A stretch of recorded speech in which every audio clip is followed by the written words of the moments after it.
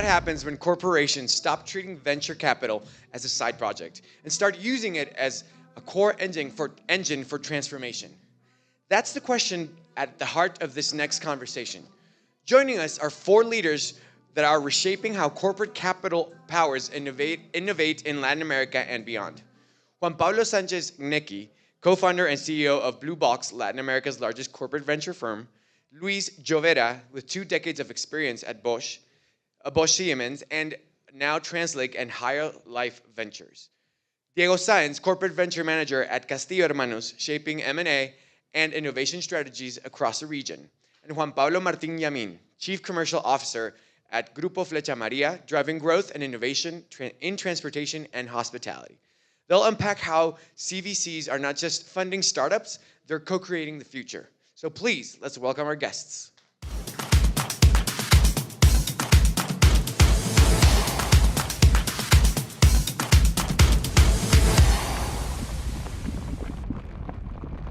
Oh, hello.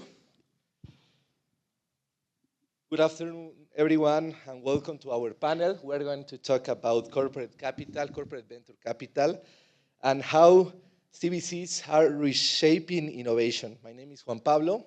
I'm founder and CEO of Blue Box, and I will be moderating this conversation with those fantastic people. Today, we will explore how corporate venture capital is evolving in Latin America, how companies are using capital to use as a strategic tool, and what practical lessons we can draw in LATAM. And let's start by briefly introducing ourselves by 2 minutes to talk a little bit more about you. We start with Luis. Go ahead.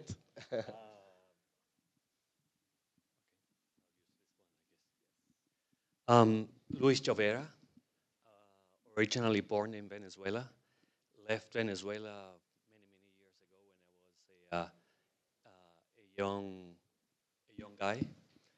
Oh my goodness. I have an engineering background. I graduated in Venezuela and then in the United States. Spent many years in 2 corporations. The first one was Siemens, 2 German corporations. First as an engineer, marketing, business development, technical sales. I did everything except sales.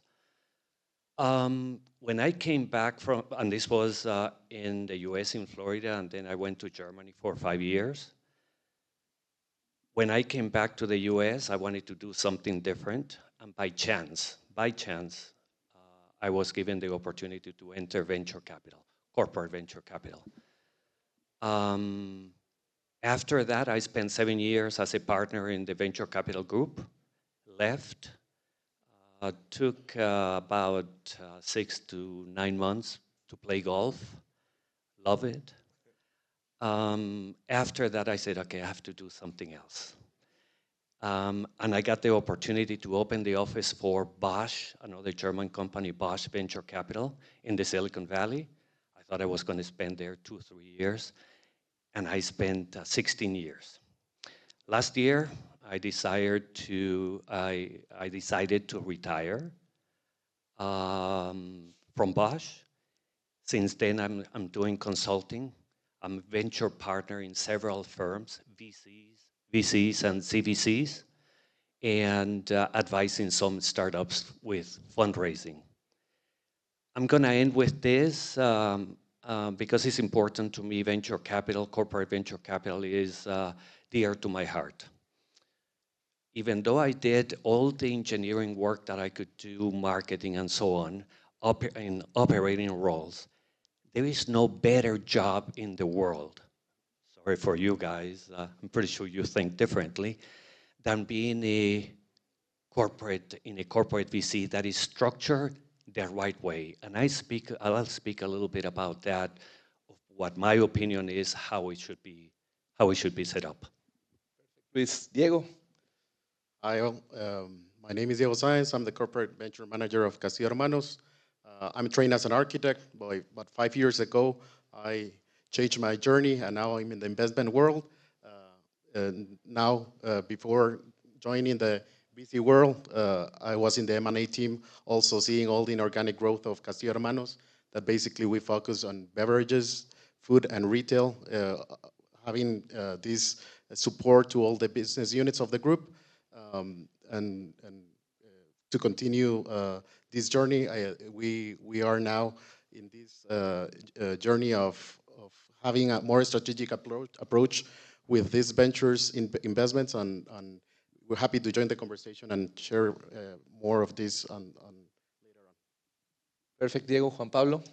Thank you, Juan Pablo. Juan Pablo Martin. I'm in my many roles within the company. I'm responsible for the innovation strategy. I'm a mechanical engineer by education, but never by trade. I've always been focused on commercial, done some marketing, a lot of strategy in different companies. And yeah, about 4 or 5 years ago, we created our innovation strategy in Flecha Amarilla. It's not just the CVC. We'll talk more about in the panel, but yeah, that's my background.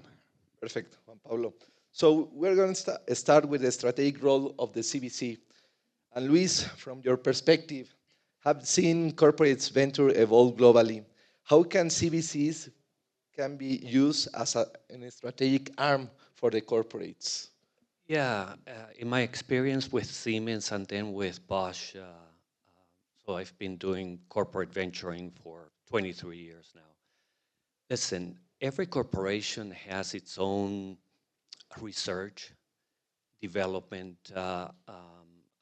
groups. However, what I found in these two corporations is sometimes we are a little, I'm going to use this word, narrow-minded. We look at things this way. I'm given a task. I'm going to develop this product. And we think that we are the experts there. And nobody else can come up with any other technology that can beat us. So there is a term called non-invented here syndrome. When I was at Siemens, I was at Bosch at the beginning, if I introduce the company to them, startup, they say, oh, I've done this 20 years ago, it doesn't work and I can do it better. You give me the money that you're gonna give this startup and I'll do it better and faster. Well, that is not true, completely not true. So the job of a CVC is to bring innovation to a corporation through other means, through a small investment, could be $1 million, 2, 5, it depends how the CVC is set up. So that is the main function of a CVC. Second function is, because this is important, even though I was not measured at the end by the return on the investment, if you lose money in a corporation, you are going to be asked tough questions. Yeah? And venture capital, as you know, is extremely, extremely risky.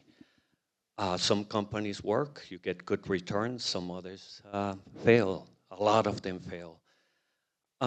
So for a CVC, it's important to provide both. First, strategic relevance, bring innovation to the corporation. Second is to make money. If you can, make lots of money. Don't lose money because the head CFO, CEO are going to come back to you as, where's my money that I loan you? Luis, you were in Siemens, Bosch, in high-tech industries, but in mobility and food and beverage that are more traditional industries. How does the CVC is strategic for the company? Juan Pablo. Well, yeah, I think Luis touched on a very, very good point, is that us large corporations, we are blinded by our daily operations, or even if we have 100, 200 IT teams, they're focused on maintenance mainly. Our development is very minimal and is not disruptive. So even mobility, you know, moving people from A to B doesn't seem that disruptive. There's a lot of processes that can be disrupted. There's a lot of innovation to capture. And we also see that in the future, there might be a new wave of people moving differently. You know, now autonomous vehicles and all that, and VOTLs and all that. So our strategy is to to see what's happening out there, to feel the trends, to see what's materializing. And for us, is our strategy doesn't come from one mind that decided to do CVC. There's a pillar in our corporate strategy, that's innovation, and from innovation, we created our innovation strategy. So it's very aligned with the corporate, and that's how we see it. Diego. Yeah, on our side, we build our CVC within the corporate investment team, not as a separate fund, here with the main ambition to amplify a strategic approach. Of course, financial returns are important, but we wanted to see how we can amplify those exercises that we were doing now with M&A, joint ventures, other type of investments, and with a curiosity of how can we engage and be closer to these upcoming companies that are bringing innovation and that are making more dynamic the market. So within that framework, we start to question also how can we strengthen the core business of the company with these investments? How can we cater future needs of our consumers? And with this long-term view, I think we're giving a strategic framework for the future of what's coming for the long term for our consumers. Perfect. So we're going to start to talk about more about the lessons that we can learn from Silicon Valley. So Luis, you have been in Silicon Valley. They have a lot of experience. Here in Latam, we started doing this like 10 years ago, but you have decades of experience. Years. Years. What lessons can we directly apply in Latam? Yeah. 2 decades. So 2 decades. So listen, the first thing, every corporation, whenever possible, especially large corporations, should set up a CVC. And I really mean this. This is, as Diego mentioned, for his corporation and Juan Pablo there, and for me, Siemens and Bosch, is a very good way to bring innovation, to open the eyes of the corporations to the CEO, the CTO, and the entire operating group as to there are other technologies there that you have to pay attention to, otherwise you're going to be left behind. Now, there are ways to set up CVCs from my perspective. There is the good way and the bad way. Yeah, and I may differ here with Diego and Juan Pablo. We discussed this, that I was going to mention it. Not that theirs is incorrectly set up, but think of this. The first thing is you're going to be given, when I was at Bosch, 250 million euros to invest worldwide. I was responsible, I was the head of the venture capital for North America, Canada, and the United States. So I had to, at the beginning, at the end, to tell them how I invested the company. What did I bring to the corporation? Secondly is the financial return, as I mentioned before. Now, here's the thing. We were set up at the beginning as the investment arm for the corporation. However, there were people on the high level, let's say the CTO, CFO, the controlling, the finance guys, making decisions for the venture group as to pass or not pass a particular investment. That is the wrong way to do it. I can assure you of that. If you're going to do that, you're going to fail as a CVC. So here's what I recommend that you do. From the very beginning, you set it up more or less independently from those guys. You're going to have an advisory board, and those are probably the CEO, the CTO, corporate research, and the finance guys. They're always saying, where's my money? Yeah, that's clear. However, they don't make the decisions. When you decide to make an investment in a company, they don't make the decisions for you because they know nothing about venture capital, how risky it is. And so try to do that at the beginning and you'll succeed. The other thing is incentivize your workers. There is something called carried interest, which I had at Bosch and at Siemens. So you give them a bonus if they do well. And if the companies are not sold while you are investing, but they are sold 5, 10 years later, you have the carried interest coming to you afterwards. So it's like a major bonus. If you don't do that, the people within this group is going to start moving somewhere else, where it's better. Yes, so we have a lot of challenge, different contexts in LATAM. The carry in LATAM is not something that we use in the CVCs. We must do that.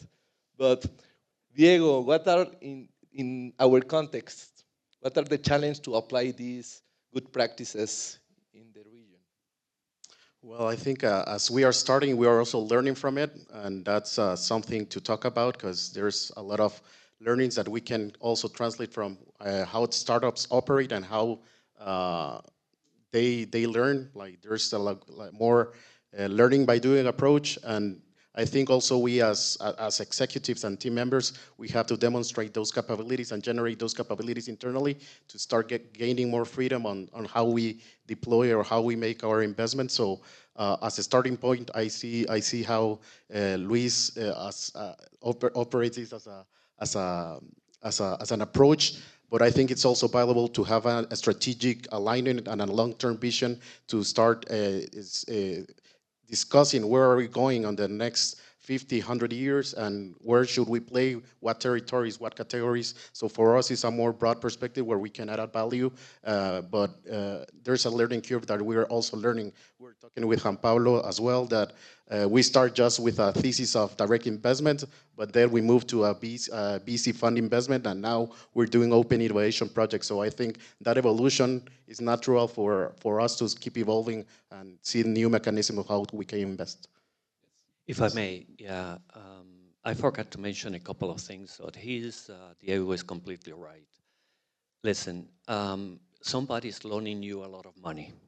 You are responsible for the investment, and you have to go back to the corporation and tell them what you did with it and how you are measured. But here are two things. Trust is an important thing.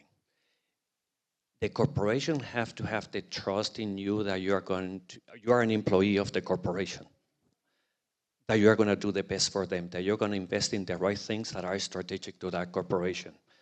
Secondly, what I would recommend to those new CVCs or existing CVCs, I'm pretty sure they are doing it, on a yearly basis, we did at Bosch and at Siemens the following.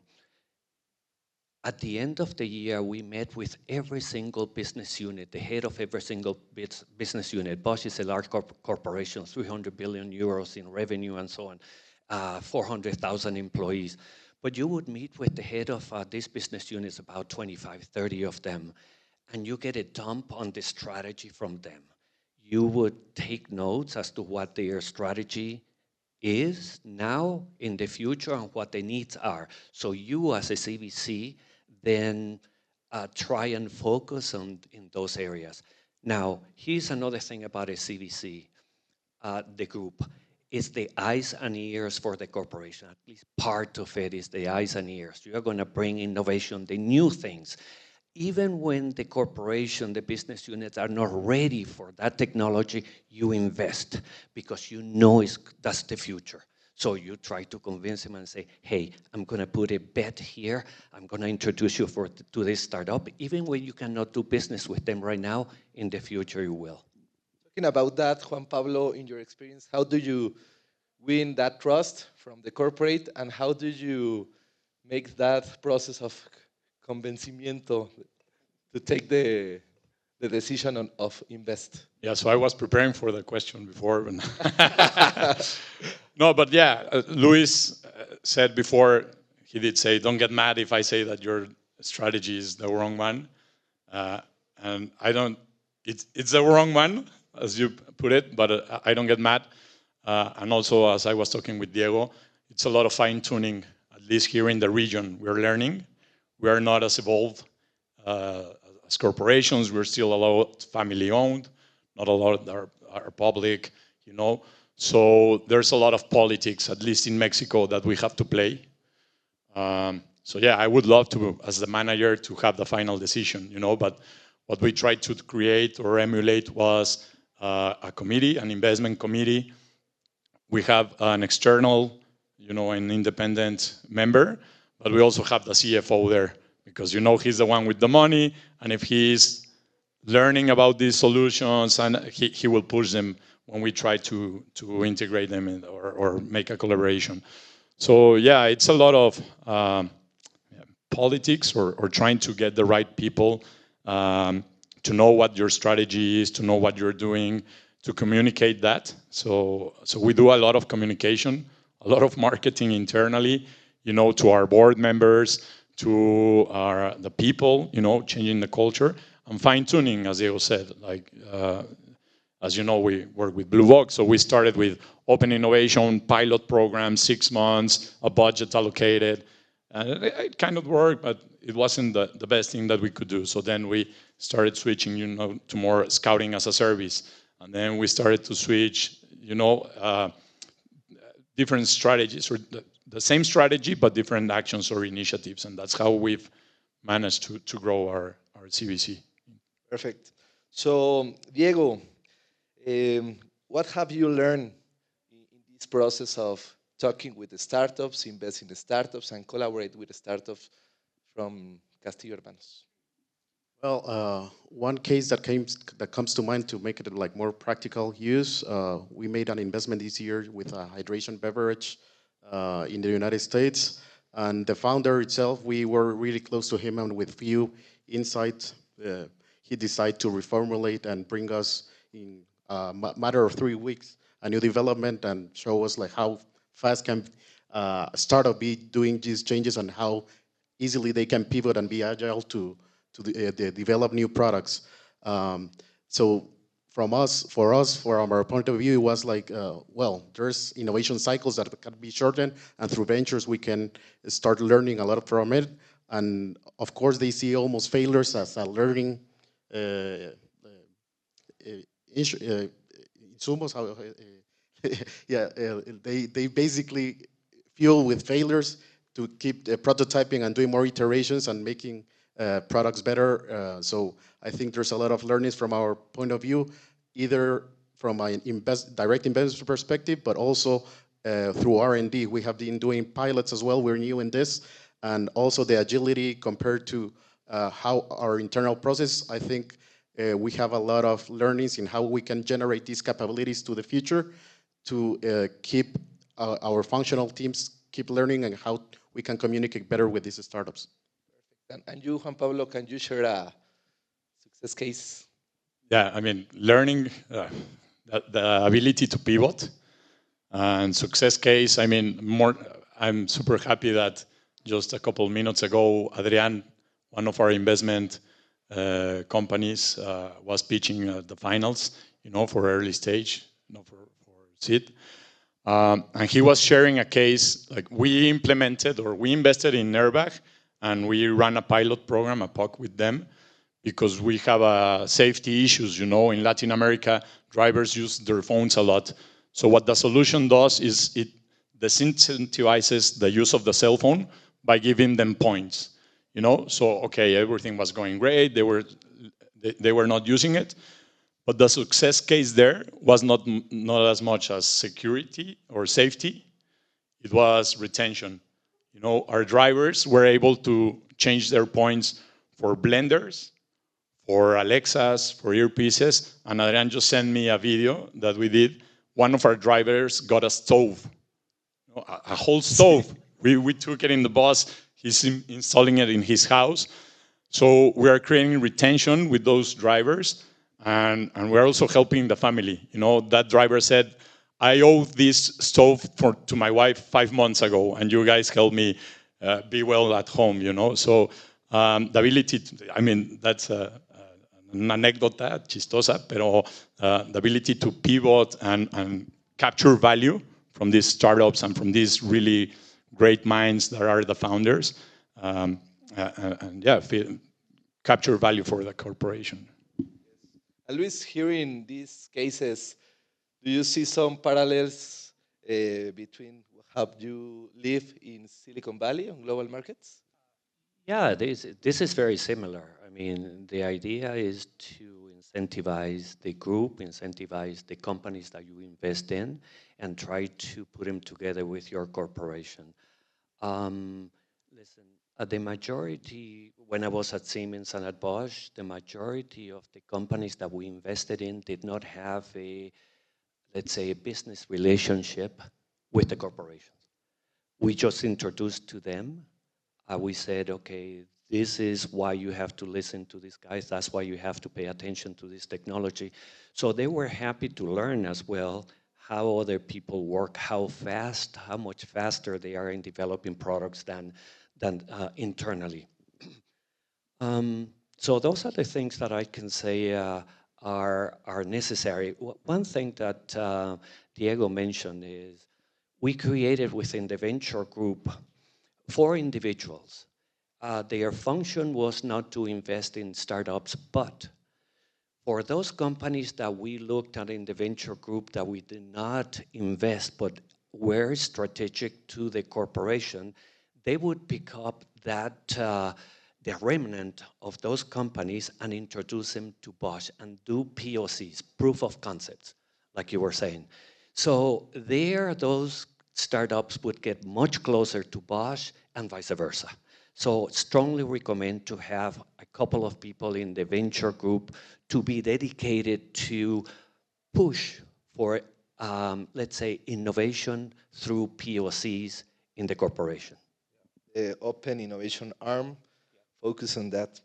So if we go to the future, 2030, what is going to be the role of the CVC for the growth of LATAM, Luis? How do you see the impact of the CVC in LATAM economics? Yeah, it's difficult for me to give an opinion, a straight opinion here, because I have not invested in Latin America. However, being in this conference my first time, it's opening my eyes how many entrepreneurs there are here, how many CVCs there are. Honestly, I'm impressed. That is a very good start. Please, please, please, for those corporations and established CVCs out there, do it the right way from the very beginning. Will be extremely difficult to change it afterwards. I know there is a trust thing, yeah, that you have to, okay, where is my money going? You haven't lost my money. How many POCs have you introduced? Who have you talked to the corporation? Where did you introduce that new technology to which business unit? So you have to prove first and gain trust. I understand that. At the same time, put the seed in there, water it, with the idea that in the near future you plan to change your how you work internally. And from the perspective of Juan Pablo and Diego in your company, what's is going to be the role of the CVC in the 2030 strategy that all the corporates are doing? Well, I believe Latin America has all the components to be successful at innovation with CVCs. There's entrepreneurial spirit, as Luis mentioned. There's highly collaborative countries and network. There's a strong relationship within these CVCs that if more CVCs are growing and more corporations are building capabilities on that, we amplify this network to the rest of the region. And from that, I think also we envision keep growing on different avenues. Investment is one side, but I think there's another non-investment strategies that we can also keep building capabilities, such as partnerships. We announced a partnership with Notco that is basically co-creating a new product within the company. And with these exercises and with these projects, we believe there's other units that will be able to be developed an approach like that. And also building capabilities within the teams. We have had exercises with innovation and development and research teams that before they were just working on their own internally and exposing them to external innovation. It has been really interesting to see how between them they interact. And if we keep building these capabilities, we can be more agile and be more connected with the ecosystem. Yeah, I think the role of CVCs in LATAM and all over the world It's internally, it's a mindset, change of mindset. We were talking yesterday that Castillo Hermanos has a lot of people from different areas here, and exposing them to this type of panels or innovation and whatnot, it changed the mindset. But also the role for CVCs, I think you look at the data, PitchBook data, Crunchbase, and all that, and as you guys know, IPOs are a bit in a cold era. There's not a lot of it, so CVCs are a great way for startups to have their exit, through mergers and acquisitions and all that. And yeah, and also, like for example, we have 8,000 employees. So for startups, we as a company, we are a great way to validate their models, to access, a new market right away. So CVCs can give that to startups, to validate the models, grow, and then replicate it in another region and whatnot. So I think that's the role we have. Completely agree with that comment. That's one thing that I forgot to mention. For you entrepreneurs, thinking about a new company, or you have a company, I think, I hope there are no VCs here. I have nothing against VCs. But from my experience, CVCs bring a lot of value that VCs can't. VCs will provide you with cash. Yeah, this is clear. They will make introductions. They have great connections there. They are not constrained to one corporation, right? That's the thing. However, a CVC will guide you within their own corporation to the right place. You can try the technology, test it, make sure that you can go to the market. If it is a new idea, go run it by the CVC and say, hey, I have this product, I have this idea, can you help me over here? It's strategic to you or not. I would strongly, strongly recommend that.